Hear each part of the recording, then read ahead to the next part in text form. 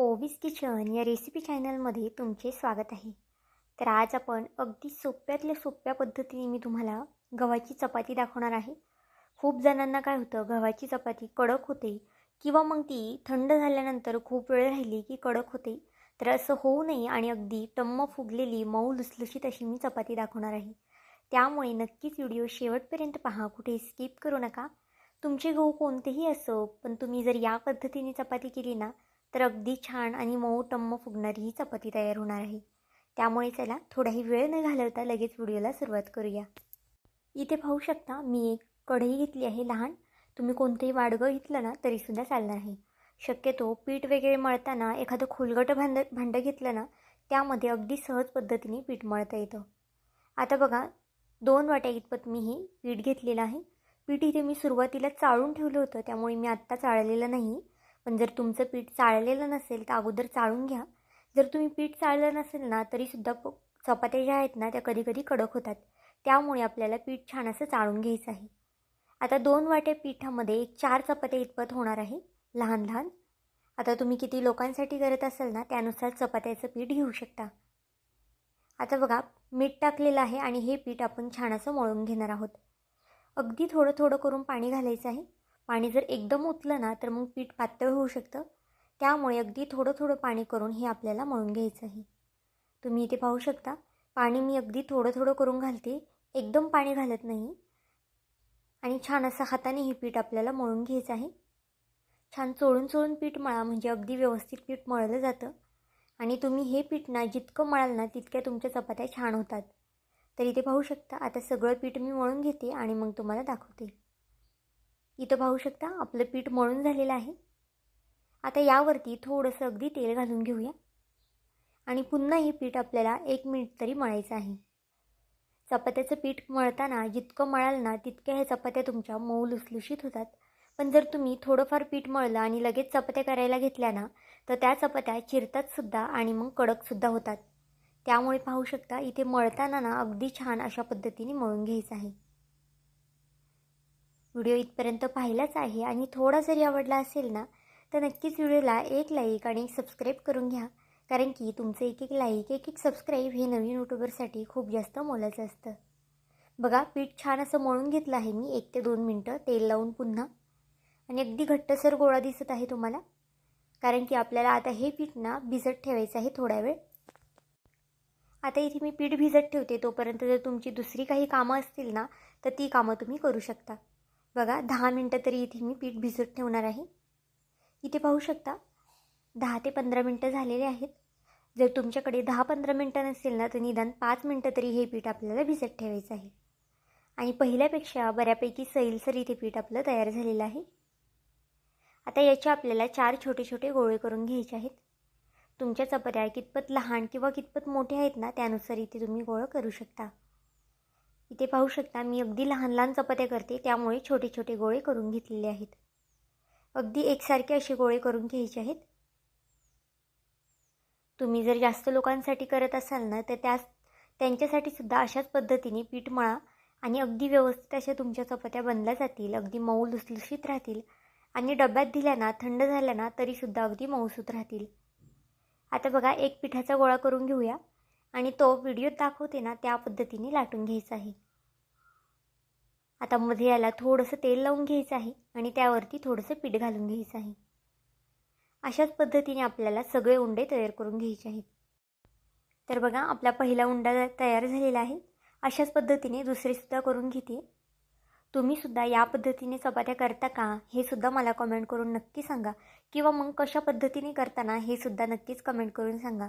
कारण की तुमच्या छान छान कमेंट वाचायला मलासुद्धा खूप जास्त छान वाटतं. आता बघा, दुसरासुद्धा उंडा अशा पद्धतीने मी तयार करून घेते. अशा पद्धतीने मध्यभागी तेल लावलं ना आणि पीठ लावलं ना तर मग चपाती छान अशी टम्म फुगली जाते. आता बघा, सगळे उंडे आपले तयार करून झालेले आहेत. आता याला थोडंसं पीठ लावून घ्यायचं आहे आणि ही चपाती आपण लाटून घ्यायची आहे. तर बघा, पीठ इथे लावताना आपल्याला जास्तसुद्धा पीठ लावायचं नाही आहे. जर तुम्ही जास्त पीठ लावलं ना तर मग चपाती खूप जास्त पांढरट दिसते. त्यामुळे अगदी थोडं थोडं पीठ याला लावून घ्यायचं आहे आणि एकसारखी अशी ही चपाती लाटून घ्यायची आहे.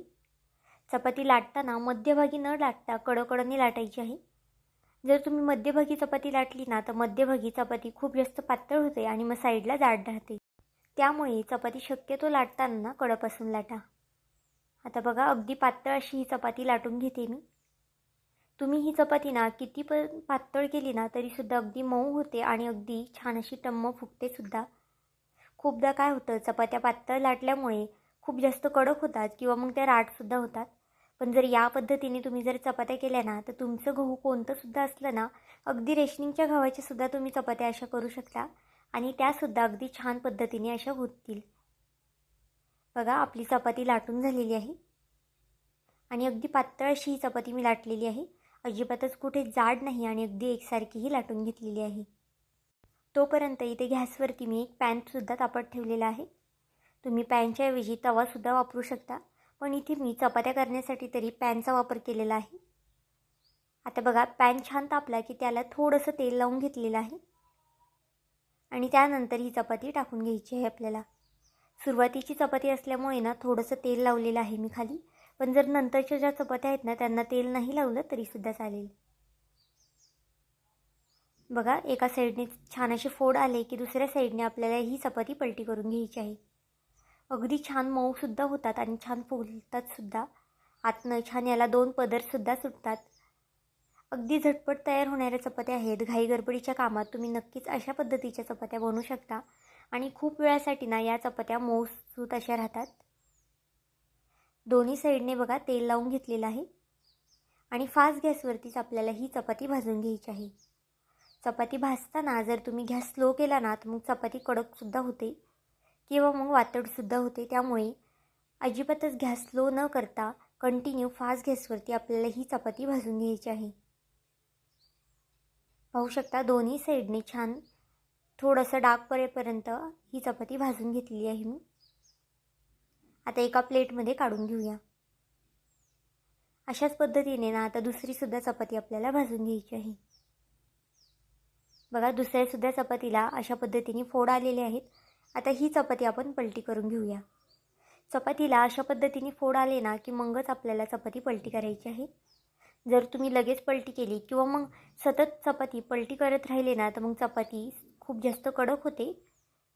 त्यामुळे अगदी पटापट चपाती पलटी न करता अशा पद्धतीने जर तुम्ही चपात्या केल्या ना तर अगदी छान आणि मऊसूत अशा चपात्या तयार होतात. बघा दोन्ही साईडने छान असं तेल लावून घेतलेलं आहे. तुम्हाला जर तूप आवडत असेल तर तुपाचासुद्धा तुम्ही इथे वापर करू शकता.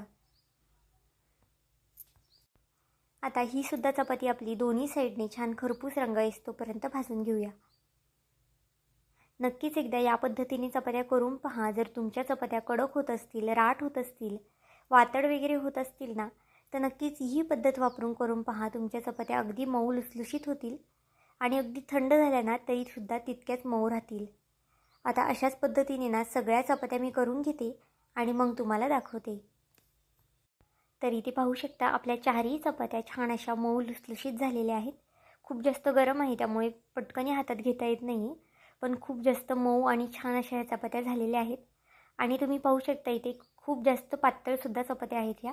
अजिबातच जाड वगैरे नाही आणि अगदी होटाने तुटतील ना अशा इतक्या मऊ झालेल्या आहेत.